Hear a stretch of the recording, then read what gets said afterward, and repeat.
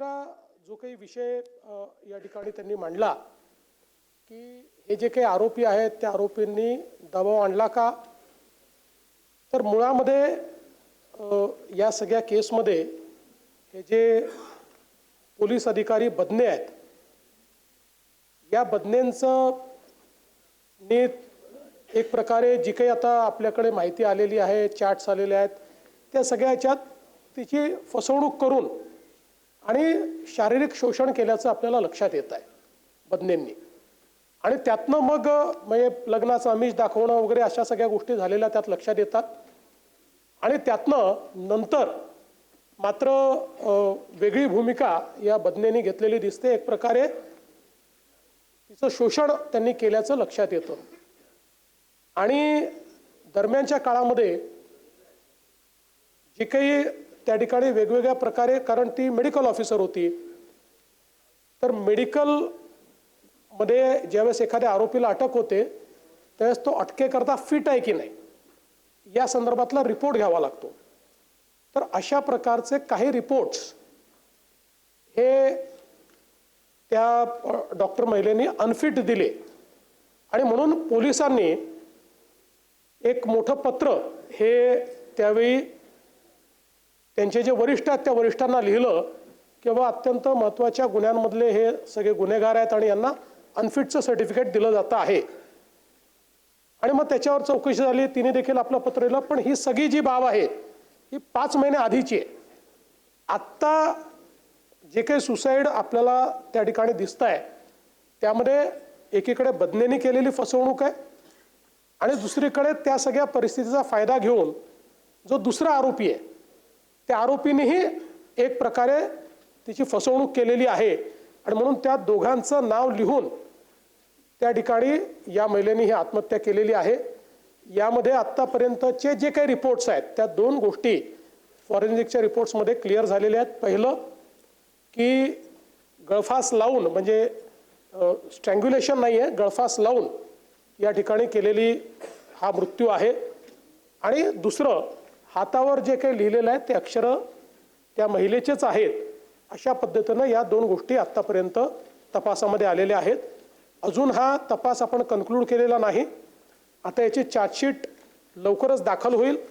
पण पॅरलली अनेक गोष्टी या ठिकाणी सांगण्यात आल्या आणि म्हणून त्याचीही स्वतंत्रपणे चौकशी करण्याकरता एक आपण न्यायाधीशांची नेमणूक केली आहे. तेही याची स्वतंत्र चौकशी करतायत. आणि हा जो पोलिसांचा तपास आहे हाही महिला IPS अधिकाऱ्यांच्या माध्यमातून चाललेला आहे. वडेट्टीवार साहेब, देतो तुम्हाला. नाही, बोला. देतो. अध्यक्ष महोदय, या प्रकरणाने संपूर्ण महाराष्ट्र हादरला होता. सगळं सर्वश्रुत आहे आणि खरंच एक वेदनादायी घटना ज्या एका महिला डॉक्टरवर ज्या पद्धतीनं सुसाईड झालं. पण यामध्ये एक आहे की जे 2 आरोपी या ठिकाणी अटक झाले. माननीय अध्यक्ष महोदय, खरं तर या प्रकरणामध्ये डिजिटल तांत्रिक आणि फॉरेन्सिक पुरावे हे काही संकलित करण्यात आले आहे का हे आलं पाहिजेत अध्यक्ष महोदय. आणि यामध्ये या 2 व्यतिरिक्त इतर कोण पुन्हा आरोपी आहेत त्या संदर्भातली चौकशीच्या दिशेनं चौकशी सुरू आहे का, हा दुसरा प्रश्न अध्यक्ष महोदय. आणि महत्त्वाचा प्रश्न की या सगळ्यामध्ये जे जातोय त्या महिला डॉक्टरला वारंवार जे आता माननीय मुख्यमंत्री महोदयांनी सांगितलं की वारंवार तिची ड्युटी लावल्या जात होती ज्या आरोपीला फिट अनफिट दाखवण्यासाठी आणि तिच्यावर दबाव टाकला जात होता. अशा प्रकारची माहिती अनेक वेळा पुढे आलेली आहे की तिच्यावर दबाव टाकून तिला त्या पद्धतीनं अनफिट दाखवण्यासाठी प्रेशर टाकणारी सुद्धा काही महाभाग आहेत. त्या दृष्टीनं सुद्धा चौकशी पुढे जाते आहे का, ही माहिती उपलब्ध करून द्या अध्यक्ष. माननीय अध्यक्ष महोदय, डिजिटल आणि फॉरेन्सिक एव्हिडन्स हा सगळा त्या ठिकाणी आहे.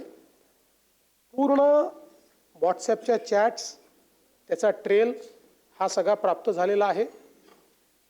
सदरू महिला डॉक्टर ही हॉटेलमध्ये त्या आल्या, आपल्या रूममध्ये गेल्या. रूममध्ये जातपर्यंतचे सगळे CCTV फुटेजेस हे पोलिसांच्या ताब्यात आहेत. त्यामुळे तिथे कोण आलाय, कोण गेलाय या संदर्भातली माहिती आहे. तिथलं अलीकडच्या काळामध्ये अशा बाबतीत आपण नवीन कायद्याप्रमाणे सगळे फॉरेन्सिक एव्हिडन्स जमा करतो. तशा पद्धतीचे सगळे फॉरेन्सिक एव्हिडन्सेस हे जमा केलेले आहेत आणि त्याचंही ॲनालिसिस जसं मी सांगितलं की काही गोष्टींचा ॲनालिसिस ऑलरेडी झालेला आहे, तो आलेला आहे. काही गोष्टींचा ॲनालिसिस होतोय. कुठल्याही परिस्थितीमध्ये आपण अशा गुन्ह्यांमध्ये 60 दिवसांमध्ये आपली चार्जशीट दाखल करतो. 90 दिवस वेळ असतो, पण 60 दिवसात आपण करतो महिलांच्या बाबतीत. तर तीही आपण आता जवळपास अंतिम टप्प्यात आहे. त्यामुळे ती चार्जशीट देखील दाखल होईल. आणि या व्यतिरिक्त कोणी आहे का हा अँगलच तपासण्याकरता ज्युडिशियल इन्क्वायरी आपण केलेली आहे. सोळंके साहेब. अध्यक्ष महोदय, सदरील महिला डॉक्टरचा दुर्दैवी मृत्यू झाला. ती महिला माझ्या मतदारसंघातली आहे. अत्यंत गरीब कुटुंबातून तिच्या वडिलांनी, आईने, काकांनी तिला शिकवून डॉक्टर केलं होतं, परंतु प्रशासनाच्या कारभारामुळं म्हणा, इतर काही कारभारामुळं म्हणा, तिचा दुर्दैवी मृत्यू झाला. माझा स्पेसिफिक प्रश्न असा आहे की एक मानवतावादी दृष्टिकोनातून त्या कुटुंबातल्या एखाद्या व्यक्तीला त्याच्या शिक्षणाप्रमाणे अनुकंपा तत्वावरती हे शासन नोकरी देईल का, हाच माझा स्पेसिफिक प्रश्न आहे.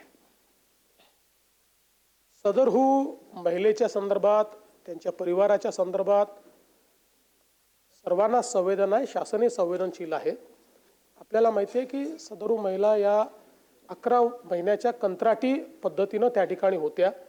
त्यामुळे त्याला अनुकंपाचं तत्व लागू होत नाही. तथापि एक संवेदना म्हणून त्या परिवाराला कशी मदत करता येईल, त्यात कायदेशीर काय मार्ग काढता येईल याचा जरूर शासन विचार करेल.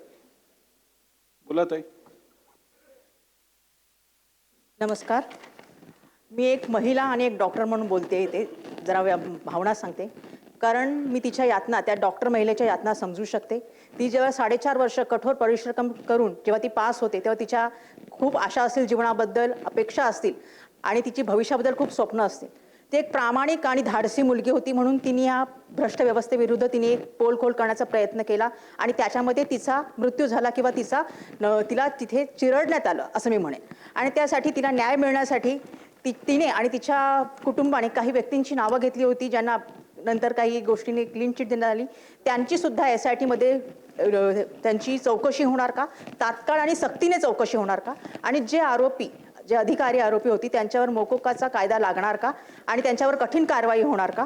तसंच पोलीस दलातील जबाबदारी आणि महिला सुरक्षा यासाठी सुधारणा विधेयक या अधिवेशनात येणार का, कारण महिलांसाठी खूप आपल्या असुरक्षितची भावना आहे. देवाभाऊ, मी तुम्हाला एवढंच सांगू इच्छिते की महिलांना 1500 रुपये जे लाडके बहिणीचे मिळतात त्याच्यापेक्षा सुरक्षा खूप महत्त्वाची आहे. तिची आणि तिच्या मुलीबाळींची सुरक्षा खूप महत्त्वाची आहे आणि त्यासाठी तुम्ही काय प्रयत्न करणार आहात.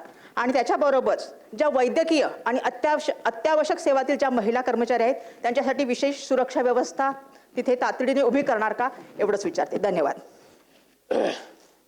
माननीय अध्यक्ष महोदय, या संदर्भात सगळ्या पद्धतीची चौकशी चाललेली आहे. ज्यांची नावं घेतली गेली त्या सगळ्यांची चौकशी करण्यात आलेली आहे. त्या सगळ्या ज्या प्रकारचे एव्हिडन्सेस सापडले, काही लोकांनी दुर्दैवाने याला राजकीय रंग देण्याचाही प्रयत्न केला. ते दुर्दैवी होतं. प्रत्येक गोष्टीत राजकारण आणायचं आणि कोणाला तरी स्केपगोट करायचा हा प्रयत्न अत्यंत दुर्दैवी आहे. पण त्याही संदर्भात अतिशय ट्रान्सपरंट पद्धतीनं ही सगळी चौकशी झालेली आहे. जेवढे पुरावे आहेत त्या पुराव्याचा दुरान्वयानेही ज्यांच्याशी संबंध आलाय अशांची ही चौकशी झाली आहे. त्यामुळे कुठेही कोणाला सोडण्याचं कारणच याच्यामध्ये नाही.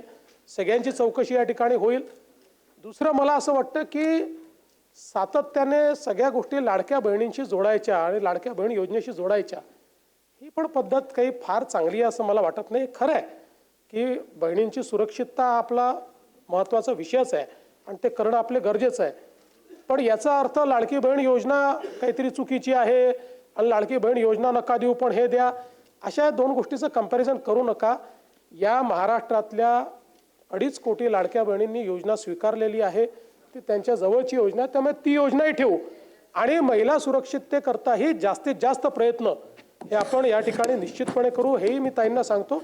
आणि त्यांनी जो मुद्दा मांडलेला आहे तोही महत्त्वाचा आहे की ज्या अशा प्रकारे नोकरी करतात, व्यवसाय करतात किंवा ड्युटी करतात, अशा महिलांच्या सुरक्षिततेच्या दृष्टीने आपल्याला अधिक सजग व्हायची आवश्यकता आहे. तर मला आपल्या लक्षात आणून द्यायचं आहे की आता जे नवीन केंद्र सरकारने 3 कायदे तयार केलेले आहेत. या कायद्यांमध्ये याचं विशेष लक्ष देऊन अशा पद्धतीचे जे काही ऑफेन्सेस आहेत किंवा अशा पद्धतीचं ज्या अडचणींना महिलांना सामोरं जावं लागतं त्याबद्दलची शिक्षा देखील आता कडक करण्यात आली आहे. 13 मिनिटं झाली आहेत आपण या प्रश्नावरती बोलतोय. पुढे जाऊया आता, पुढे जाऊया. तुमच्या तिघांच्याही वतीने सुनील प्रभूंना शेवटची संधी. अध्यक्ष महोदय तिघांच्या वतीने त्यांना त्या सांगा ते प्रश्नावरती आपण बोलतोय महिलांवरती होणार